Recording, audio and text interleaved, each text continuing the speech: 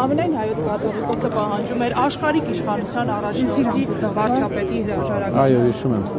23 թվականին, երբ որ նրան հարցրեց իմ գործընկերներից մեկը, արդյոք նույն պահանջը ուժի մեջ ասաց այդ պահանջը անհամանցելի է։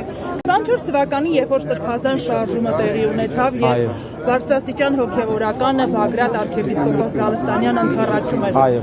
Ձեր դիտարկմամբ այս բոլոր գործողությունները արդյոք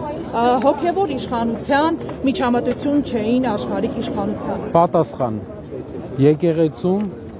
Հայաստանի քաղաքացիներեն եկեղեցում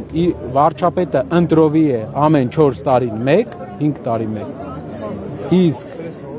մեր կաթողիկոսը ՑՄ կա տարբերություն։ Երբ որ դու վարչապետ ես, դա չի նշանակում, որ ինչ ուզես կարաս անես։ Չի նշանակում էդի։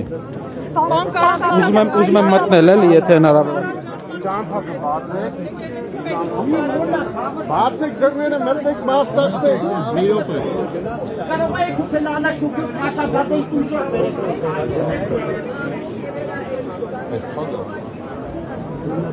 Մեր հետևորդներին տեղեկացնեմ, որ Ուժեղ Հայաստան խմբակցության 2 պատգամավորի արդեն թույլ տվեցին, որպեսզի մտնեն